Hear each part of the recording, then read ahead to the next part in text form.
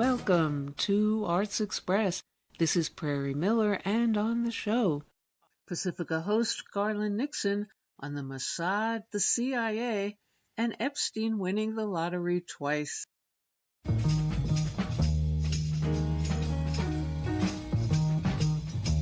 Good evening. My name is Garland Nixon. A couple of things. Here's something I find interesting. Weeding through the Epstein stuff, right? Weeding through the Epstein stuff. And there's stuff that just makes you say, Here's what you might find interesting. Some of the documents, now apparently they have been authenticated. Epstein won the lottery twice. Epstein got convicted, and he was, 2 days after he was convicted, he won the New Mexico lottery. Now, he was in New Mexico. He had a ranch there where he did all kind of unseemly and unthinkable things. He was apparently friends with the former governor of New Mexico, whose name was, I don't know if it was former at the time that he won. It might have been in office, Bill Richardson. So think about this. He gets convicted for child sex abuse, which I don't know how you get as little time as he did, but I guess if you're connected to the Mossad and the CIA, that's the way it works, right? 2 days after, he hit the lottery for $80 million and cashed out 29.3. Oh, by the way, he hit it again in Oklahoma for 40 million. Explain that to me. Jeffrey Epstein, worldwide spy, obviously a spy, a guy who worked with the banks, who worked with the royal family of England, who worked with every politician known to man on all sides of the aisle, everybody who had anything to do with money or war, chicanery, banking, you name it, they were dealing with Epstein. He gets in a little trouble and suddenly hits the lottery. And oh, by the way, when he hit it in New Mexico, there was a little bit of an issue that night, and the numbers were announced late and all that. So here's what I'm saying. Does anybody really believe that Jeffrey Epstein was driving by the local five and dime and said, hey, you know what? I think I'm going to try my luck. I think I'll buy a lottery ticket.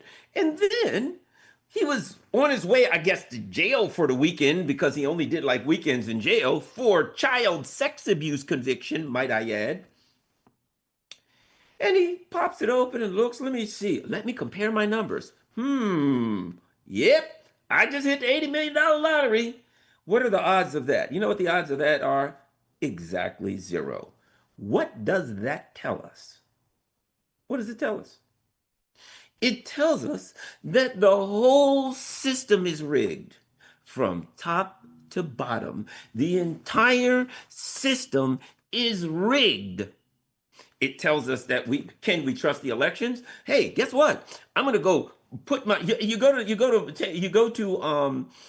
vote, and there's a machine. Oh, by the way, those machines that you're voting on, they have proprietary software. We're not allowed to know what the software is. So we have to trust the machines that they're not robbing us. And then we got to trust that the person that won. It's all about trust, but we just found out that you can't trust the system whatsoever. What has happened recently? The same FBI that killed Martin Luther King, the same FBI that killed Malcolm X, the same FBI that framed Stokely Carmichael, framed him, put him in jail for a murder that somebody else had already confessed to. That same FBI is the FBI that we're to expect to investigate this. Oh, by the way, if we look at the Epstein, what do we find? We find that Pam Bondi, the attorney general, the other day was in front of Congress. And bottom line is this. Here's the bottom line. She made a complete monkey out of herself. But that's beside the point. Because you know me. I am a nonpartisan hater. Because here's what I got to say. The Democrats could have let that out. Last time I checked, they were in office from 2020 to 2024, and they never let the Epstein files out. Now Trump's in. He didn't want to let them out because all of their bosses' names are all in them. Do you think their names are in them? I think the people that own them's name is in. So now when you buy a lottery ticket, I used to every now and then when it'd get up to like 800 million, I'd say, I think I'll buy one. I ain't buying one. What am I buying one for? Look, you ever notice something about the lottery? When, it gets up to like 800 million or whatever, right? And everybody's like, did anybody win? Who won? What's it? Oh, some guy from Ned Hooper from Raccoonville, Minnesota.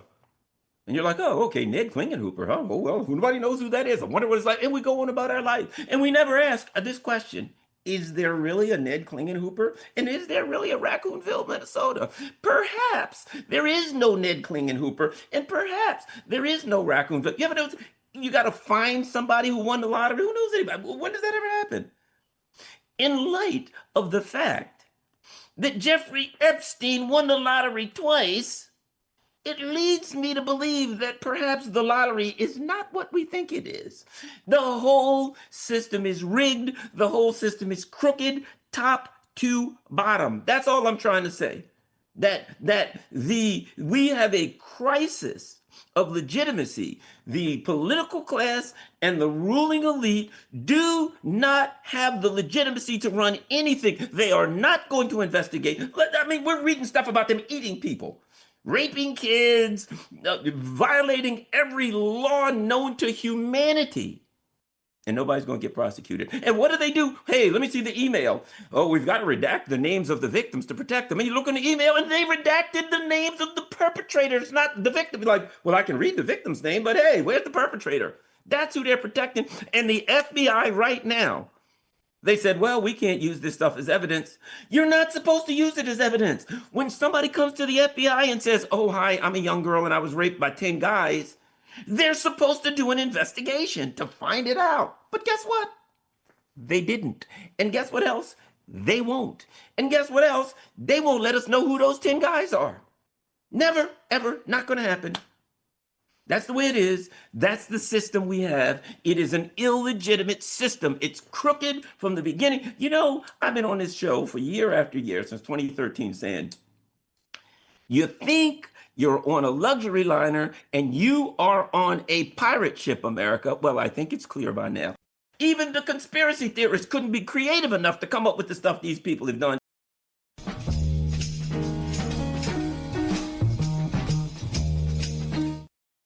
And coming up next on Arts Express.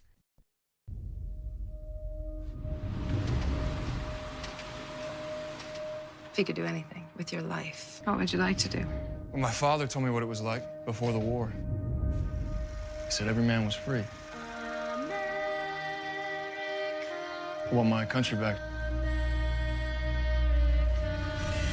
I pledge allegiance to the flag of the Axis powers of America.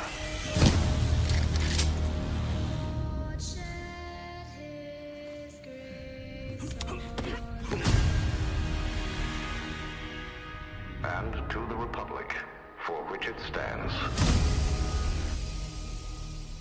One nation, under rule,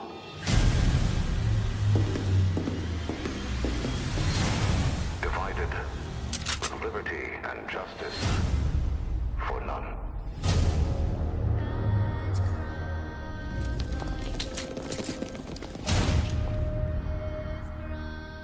Evil triumphs only when good men do nothing. I'm here because I want to do the right thing.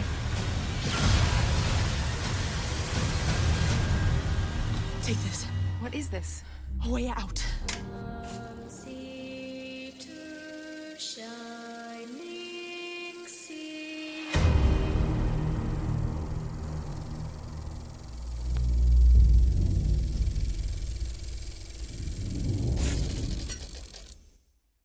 And those were scenes from the Philip K. Dick page-to-screen doomsday America noir, The Man in the High Castle, a chilling World War II do-over in which the Nazis won the war. Or perhaps have they? And William Forsythe, who stars as J. Edgar Hoover in that small-screen series, is our guest on the show about his latest portrayal during this current Olympics curling sport controversy as a suspect coach in The Roaring Game, about curling class and low-wage workers making a bid as janitors to turn their sweeping skills into curling brooms on the ice at the World Games. First, some scenes from the roaring game, then Forsythe sharing memories of the good, the bad, and the ugly with his portrayals of John Gacy, Al Capone, and Jake LaMotta in the Bronx Bull. Rich, some kid just peeped his guts out. I need my top janitor, okay? Maybe you should take some time and put yourself back together.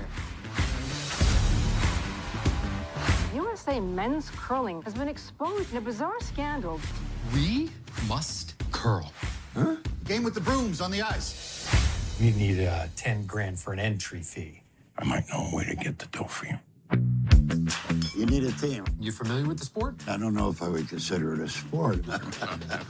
Now, you owe me. So I suggest you go for the gold. We have some unique skills that'll make us naturals. Hank and I know a thing or two about sweeping. Fire! First big win in the books, baby. They look good, PK. They look real good. When I saw you on TV, I thought I was hallucinating. Yeah, I'm still a little shocked myself. People train their entire lives to get into the games. It's curling. We are the defending gold medalists. We're gonna kick your ass. You silly Americans. You watch too much Rocky IV. We are taking home the gold. Let it roar!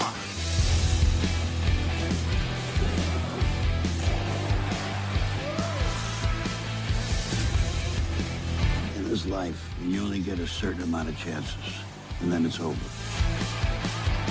You gotta do the best you can do.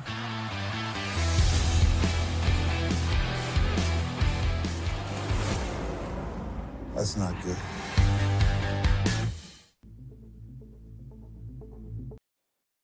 Hello? Hello? Hi, Prairie. Hi. Well, first of all, hello, William Forsythe. Sure, go right ahead, hon. Okay, then welcome to our show. Thank you, dear. Thank you very much. A pleasure to be here. Okay. Now, what was it about the roaring game that drew you in? Well, I'm friends with the guys up there. I've made some films with the director and the producer up there in Rhode Island, and they're just fabulous people, and they have an old school kind of approach to the way we shoot. It's very family oriented. It reminds me of some of the early films that I did, and it really creates a warm atmosphere. And so when it came down to the film, to actually doing the film, that's what that film kind of is about. It's an old-fashioned story. It's, father leaves, goes to jail, the boys grow up rough. And the character is just so, the character is like almost diabolical in some respects, and in other respects, he's a great dad. So it's kind of a crazy, mix-up of things, and I just love that kind of story. I just loved it. Yeah. And what about as a story about the younger generation of men today? In this case, their economic struggles as janitors and their bid for respect through victory in sports? Well, yeah, I mean, I don't know about, I don't think it's any different today than any other day. To find your self-esteem, some self-respect to try to achieve something more than what you have, and to be able to reach inside and of all things, with curling as the background of it, to find a way to achieve something wonderful and something that just makes you a better person. So, And how did you go about figuring out your character coach and getting inside his head? Well, it was, the coach is a guy who's a repeat criminal. He works, for a gangster, the Plow King there, and he does all that. But other parts of him, he's this kind of person, that is a regular dad. He was a coach. He helped coach his kid as a hockey player. So there's a lot of things about the coach you can relate to as a person, and as something through life experience. What he does and did for a living, the very thing that, probably threw his entire family off, is just part of the story. And what about interacting with Mickey Rourke as your two rather dubious characters, and both in the film and on the set with him? Well, it's Mickey. I've known Mickey a long time. I've known him through the years. He's, look, no matter what anybody's got to say about Mickey Rourke, he's one of the greatest actors that ever lived. And for me, it's a profound pleasure to stand on the set with him and work. And what was he like working with him on the set? He's a wild man, but he brings that quality that again, it's a nostalgic thing. It's kind of a wildness from another time, but he brings something that you can't just create. It's something that is created at the moment, and Mickey comes in like a storm, and I love and appreciate it. I love great actors.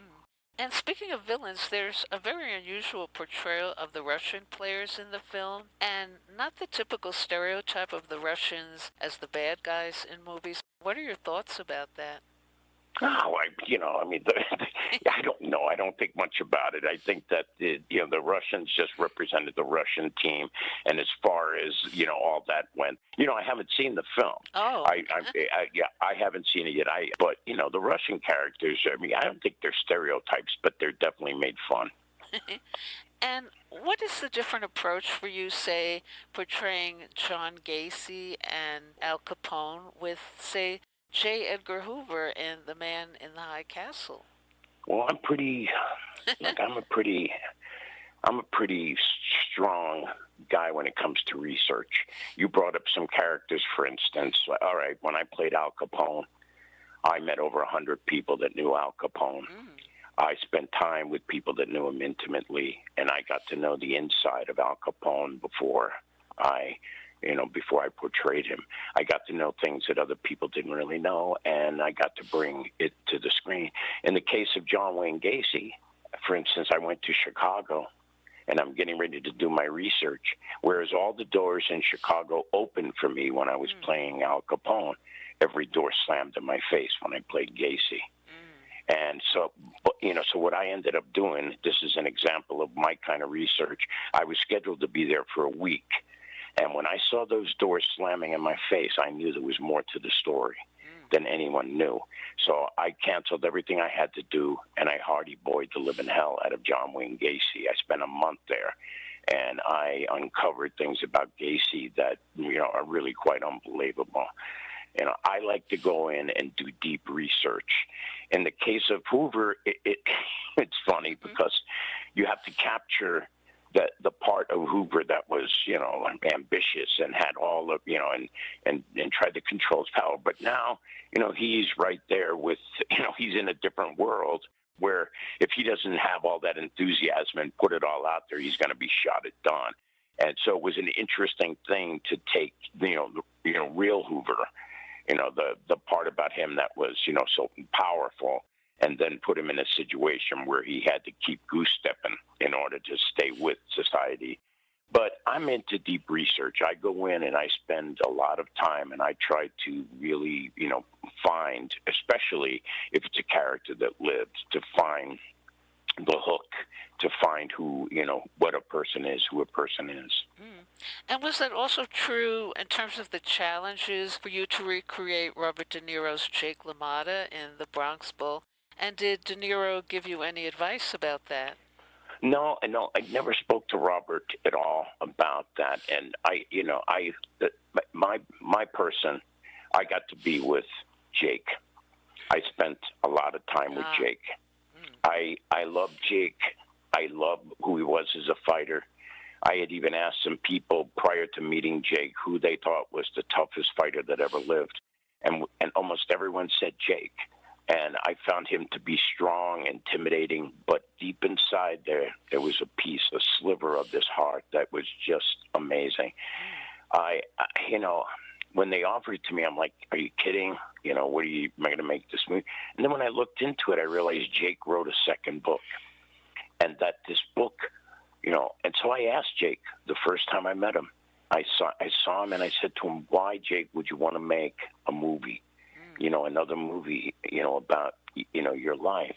I said, when Raging Bull, was one of the great movies of all time. And he, without hesitation, he told me, I want everyone to know that, that I never quit, he said. And that's what, for me to play Jake LaMotta when he is the champ and at the top of the world, that's one thing. But to play the Jake LaMotta that slid into a whole different category as a human being, and the fact that Jake was proud of the fact that he never gave up and he kept fighting. And I love Jake the way he was. I mean, there was one time he charged me like the way he used to in the ring, and he just came at me and he wanted to tell me something. And I looked at him and went, oh, my God, look at him. He was, he's in his 90s and just a wild man. I even asked him, this was my favorite question. I said, Jake, what was the secret, to being able to become the champ, to being able to, have the career you had and everything. And he just said to me, I said, what was your method?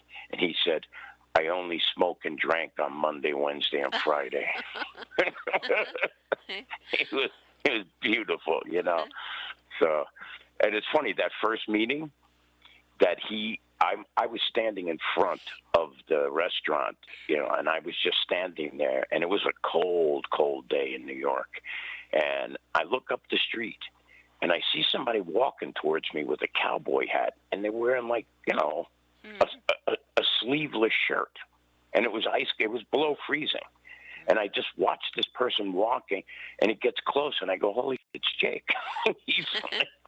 And he doesn't have a coat on, anything. He's just walking along, and he walks right in the restaurant, And I went, oh, my God, this guy is going to be so interesting. And he was. Yeah. He was so, to have accomplished the things that he did and, in a flawed man. I mean, he's, you can't judge him or do anything, but he was a dynamo. And I went to Jake's funeral, because, I loved him so much when he passed away. I felt this feeling like I had to go. I had to say goodbye. Yeah. And I went down and I'm so glad that I did, because, he's, it hit like a member of his family told me. He said, everybody thinks Jake was a bad guy or, these kinds of things. He goes, but he took his family, he said, and he rose his family out of abject poverty. Yeah. And gave everyone a foot up in the world, and no matter what, he was always there. He was that kind of a guy, and he had a troubled life. That stuff we played in the movie, where we didn't see that in Raging Bull, where his dad. His dad used to take him and throw him fighting adults in the streets to make money. He went through a lot, Jake, and came out of it. And oddly enough, the guy who saved Jake. And I was doing all my research, and I would approach Jake and ask him questions. And I found out that his mentor was a priest. And the priest was the guy, we put it in the movie, though not quite enough. And the priest was, a guy who trained him as a fighter, who formerly trained him to be a boxer and turned him from a thug, into something that he could do for a living. And when I brought up this priest and I said the priest's name, he just turned to me and he looked at me and he said, he was the first man I ever trusted. It's that little moment in a guy's life that made that difference, for Jake. Yeah. And I wanted to ask you, what can you say about your upcoming portrayal as Devlin Deeds in The Witching Hour, in which you're described as, quote, a pirate radio host who, at the stroke of midnight, taunts the airwaves with stories of murder, madness, and the macabre in small-town New England? I'm going to cut you right to the chase. Uh-oh. I could strangle the people involved in that movie. Oh. That movie was made, years ago. I think we shot that movie, it may have been 15 years ago. Oh. Yeah, and I hate it. It annoys the crap out of me. Well, as with the Roaring Game, you're quite a cult figure as a mysterious, intriguing villain in many of your movies. So what are your thoughts about that, and would you compare that to who you actually are in real life? No. My mother would be very angry at you for saying that. Well, no, let me say, I'm not at all. how would you compare or contrast it with you in real life?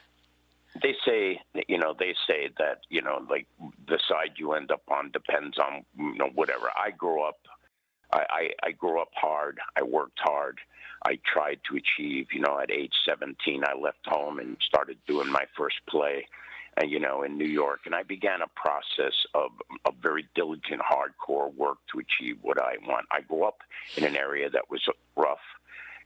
It was getting to school was a challenge daily and things like that. But, my interest had nowhere to do with any of that. I know I'm a sit here tough guy and all that. I'm not a villain, but no, whatever. I can portray one because what it takes is you to be able to get passionate about what you're doing, to find truth in what you're doing. Yeah. And I also, my greatest thing is to study people. I do it every day. I mean, I just find myself, and I try to bring real things to characters and to roles that I do.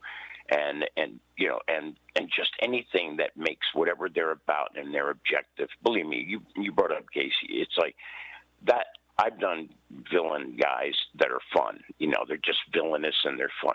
When you take a journey like that to play someone like John Wayne Gacy, it's horrific because you're faced with the reality of someone who, did all these horrible things. And believe me, just living with that can be, an awful experience. In the case of him, it was.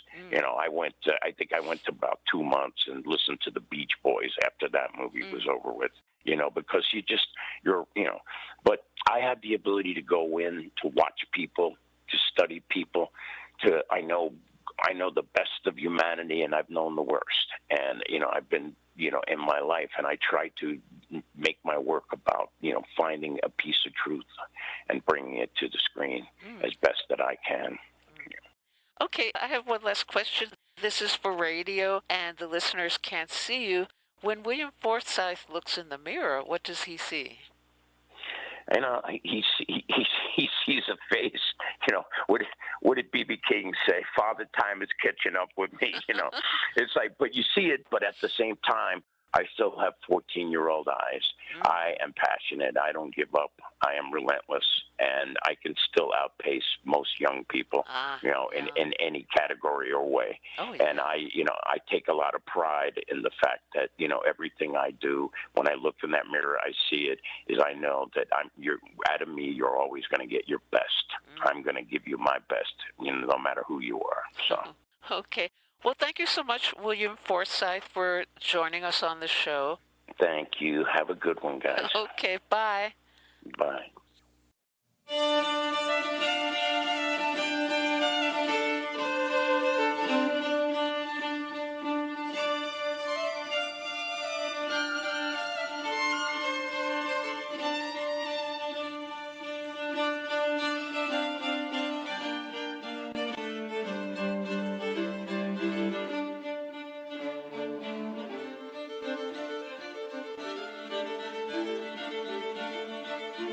Hi, this is Jack Shalom.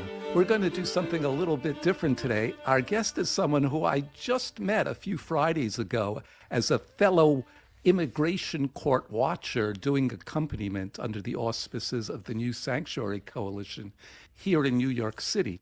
We started talking, and I found him to be a fascinating person with a really eclectic, creative, and political background, with all kinds of awards and honors. So I'm happy to be speaking today with actor, musician, composer, professor, and activist, fellow at the Center for Ballet and the Arts, and also BMI Woody Guthrie Fellow, Andy Teirstein. Hi, Andy.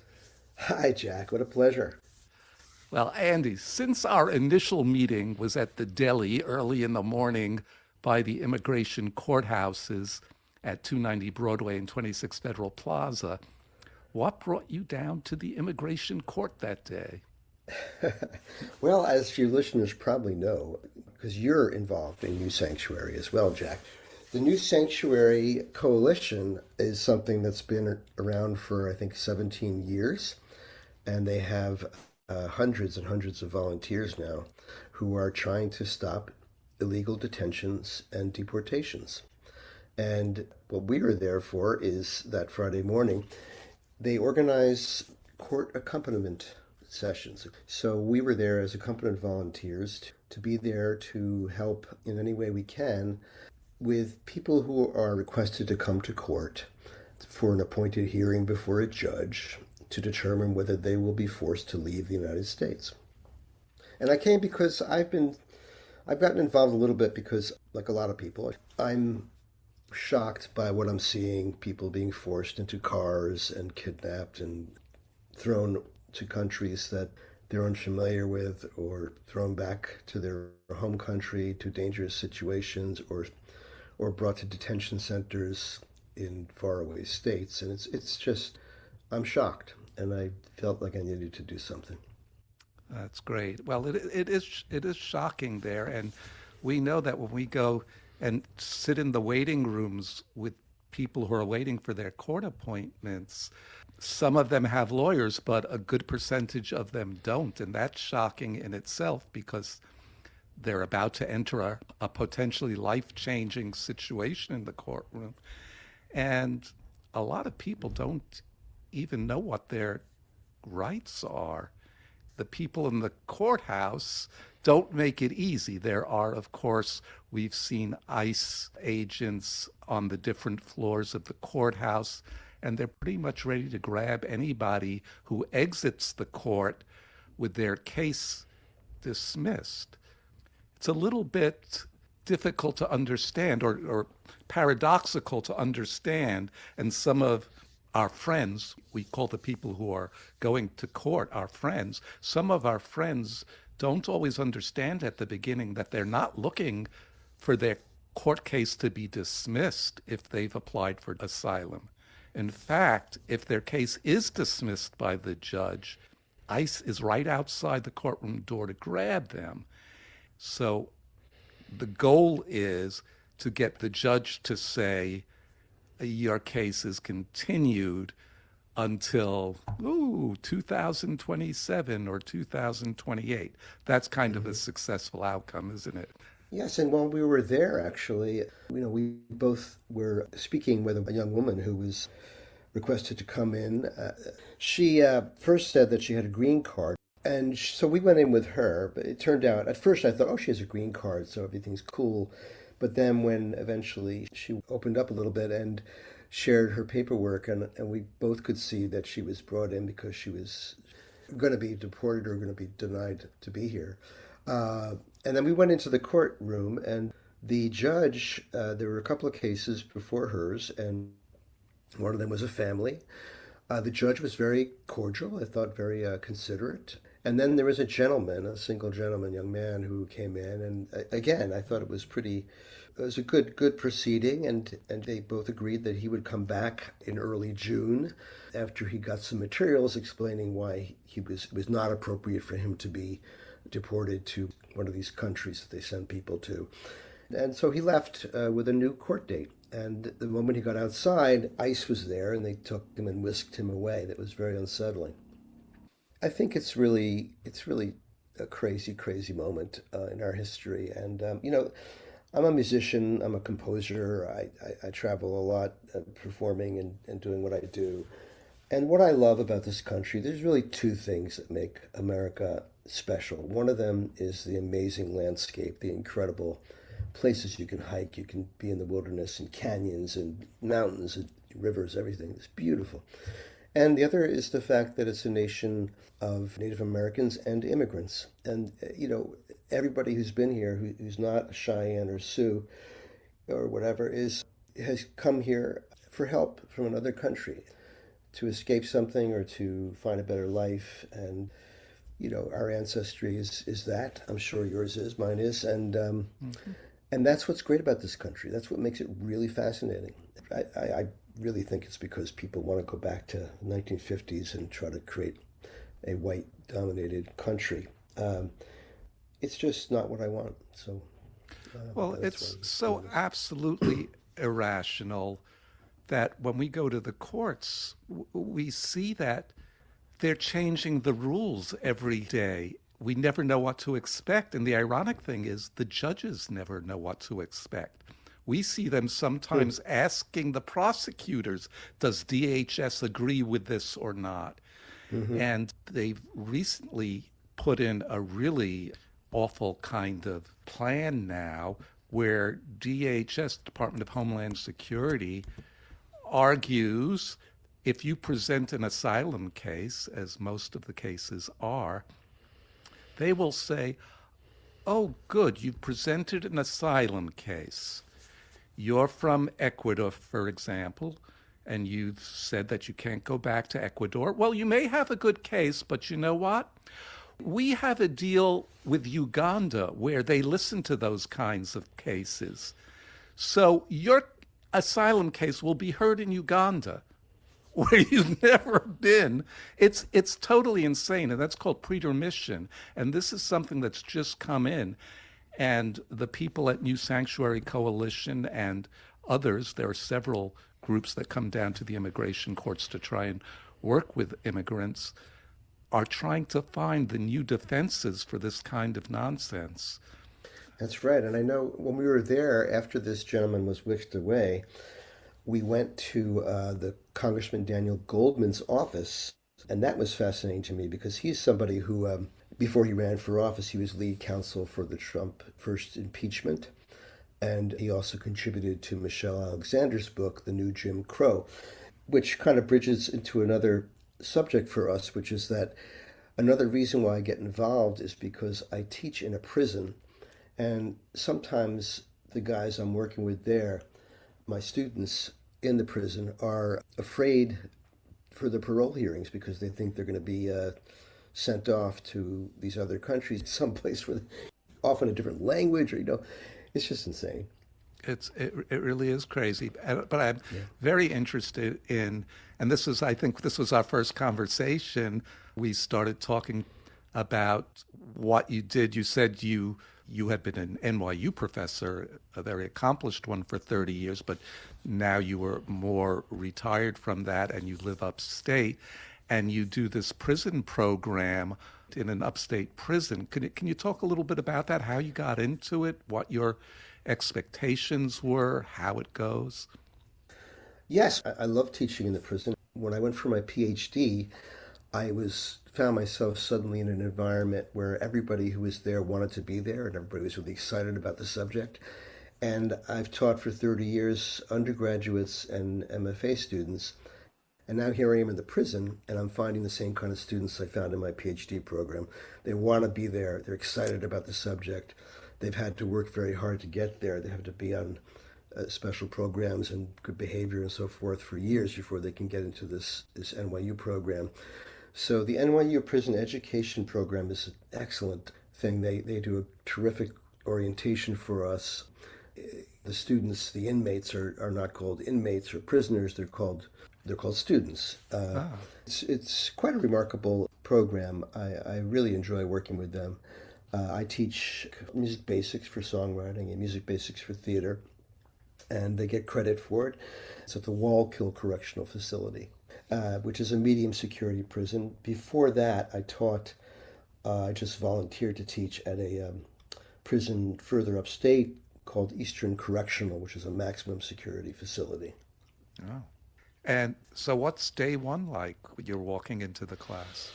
Yeah, well, you walk in and the feeling is, if you're not used to it, is kind of a little bit shocking. You know, there's these, just like in the movies, there's these huge doors, steel doors that kind of, open and with buzzer, and you have to go through all the checks. You have to get your fingerprinted.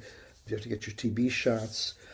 Sometimes you're not allowed in. You're turned away because there's no call out. You can't communicate with the guys to tell them why you're not there. We just have to go back home. But the first day, you're in a room with 16 guys. It can feel a little frightening at first because they're big guys, tattooed, and intense kind of looking dudes.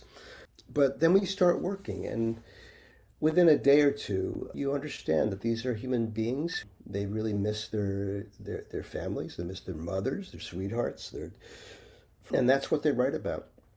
And many of them have become very religious. There's church groups and synagogue and Islam groups inside prison. So they are in a process. They're broken people who are in the process of trying to find a path, and NYU helps them to come out. Helps them. They can continue studying when they get out. In the prison, they can get an associate's degree. When they come out, they can get a bachelor's degree and continue their studies on campus. And then often there's counseling and spiritual counseling and other kinds of counseling to help them find jobs and stick with them. There's places where they can live. We have a place where they can live for a while. So I'm very happy to be working with them.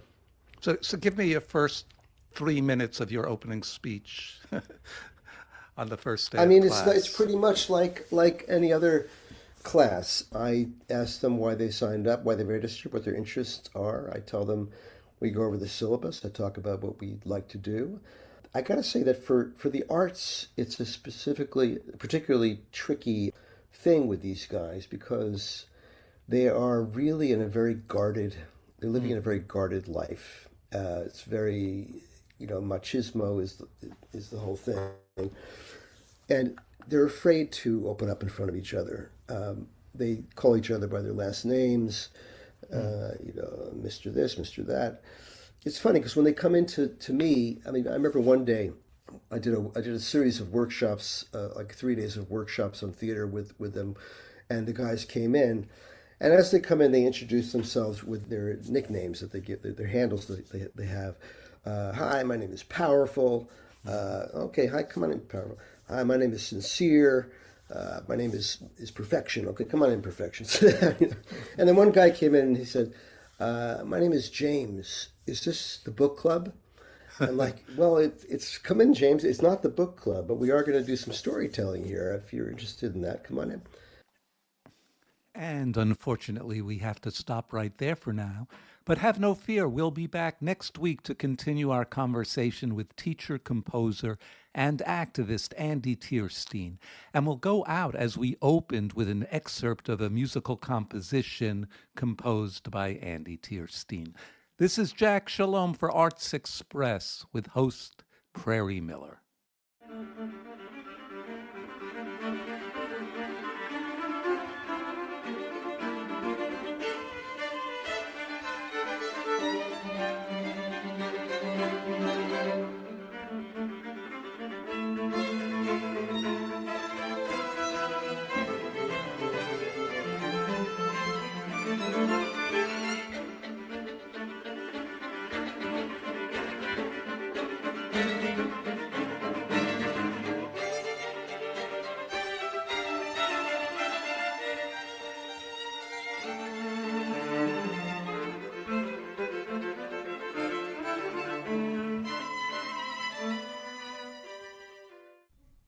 And now on Arts Express.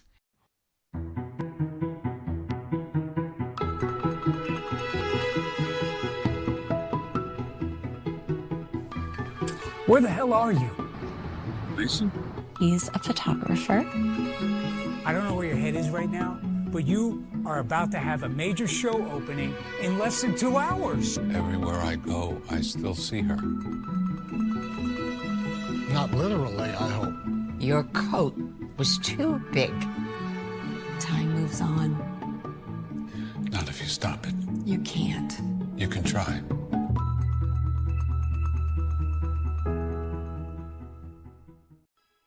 The recent New York Dances with Film Festival and a look at Stop Time, a drama about art, actors, and memory with the star Patty McCormack, famously recognized as her enduring enigmatic character through the decades, the Bad Seed.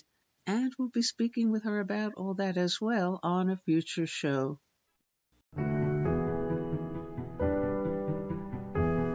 Isn't that what you do for a living? Stop time?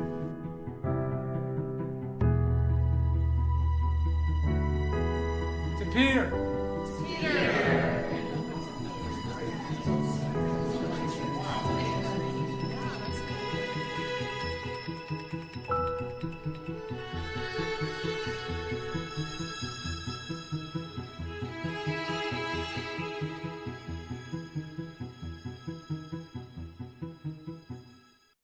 Hello, Patty McCormack, and welcome to our show.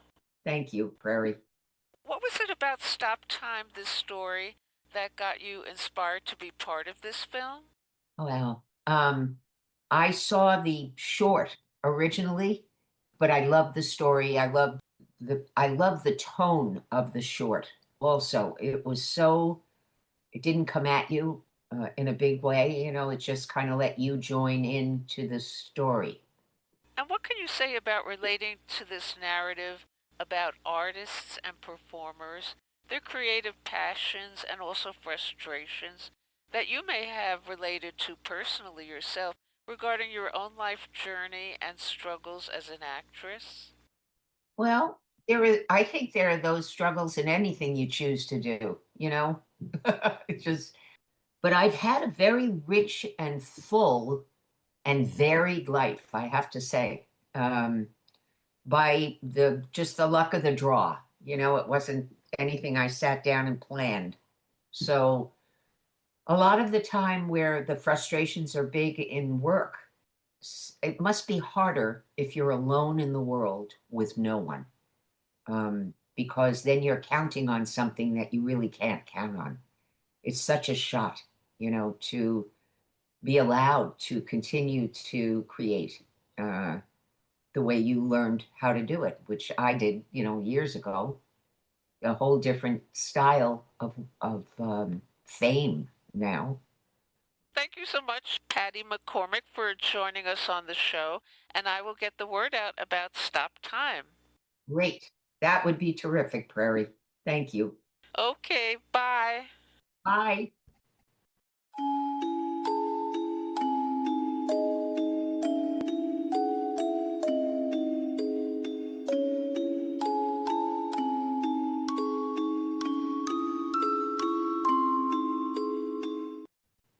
And coming up next on the show. This is Bro on the Global Cultural Beat, Breaking Glass. Today's episode, the 18th Brumaire of Emmanuel Macron. As Louis Napoleon before him described in Marx's famous essay, Macron is appropriating ever more power, even as his popularity wanes. A look behind the shade of Emmanuel Macron. Karl Marx's analysis of a political coup that led to the ascension of the President of the French Republic to the emperorship in his essay, The 18th Brumaire of Louis Napoleon, couldn't be more prescient today. Big business elites, the press, and the mainstream political parties have conspired to seal the power of a fading executive and to once again pass an austerity budget that, for the second year in a row, no one voted for. This time, connivance was done with a slight trick of the hand, where the actual President Emmanuel Macron, despised in much of the country, seemed to step aside and not be involved. He supposedly surrendered the reins to his Prime Minister, Sébastien Lecornu, who initially swore he would never ram a budget through by decree. But then, after gaining the acceptance of the Socialist Party, the deal-maker in all of this, he went ahead anyway and is now invoking Section 49.3, which allows the executive to pass a budget without a vote. This is after already late last year invoking Section 47.1 to pass an extreme measure of austerity that cut the health and social services budget by 26 billion euros.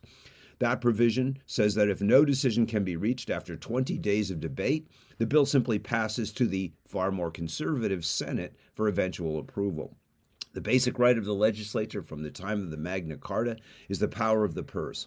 It is being eliminated as the executive sets the terms of an austerity budget, then steps back, tisks, wrings his hands, and says the legislature is simply too messy and the country must have a budget. The 2026 budget will be passed by fiat, granting the government most of what it wants. Why this impasse? Because Macron, having called snap elections in 2022, lost his bet and instead returned a split legislature, with the largest number of votes going to a coalition of 4 left parties led by the LFI, France Unbowed, and including the Greens, the Communists, and the Socialists. Macron, the former Rothschild banker, then pointedly refused to appoint a representative of the left prime minister and instead attempted repeatedly to cobble together a coalition of his own and 2 other so-called centrist parties in actuality center-right, with the right-wing Republicans. The other large party in the legislature is the RN, the far right, which, in the wake of these maneuvers, is growing in strength every day. Both the LFI and the RN have been separately trying to bring down what is essentially a lame duck government and return to the polls. But they have been foiled by the desertion of the socialists, who now support the government, which does not have the ability to pass a budget. This leaking ship of state stays afloat and uses undemocratic measures because the socialists, billing themselves as defenders of stability, refuse to join the other parties of the left in calling for the government's downfall. Macron has appointed 2 right-wing prime ministers and has watched both governments brought down by a vote of no confidence. The third PM, the former defense minister Sébastien Lecornu, then returned after first resigning, now supposedly chastened by parliamentary opposition, and vowed to work with all parties, a vow honored more in the breach than in the observance. In effect, after listening to all parties, he ultimately cut off debate and pushed through the original budget. After the massive cuts to healthcare and social welfare in last year's bill, this budget equally massively cuts funds for both local communities and small businesses, with its authors figuring they have the least exact access to the centers of power and thus constitute a quieter voice. Macron, meanwhile, as his popularity continues to recede, has seemingly stepped back from the domestic debate, ceding it to his prime minister. Lecornu consults constantly with Macron, but in doublespeak that would make Louis Napoleon blush, describes himself as free because he is loyal, with his loyalty being what grants him his freedom. Macron claims his sole concern with the budget is that much more money be appropriated for defense, which, as even Donald Trump accedes, is in actuality offense and war.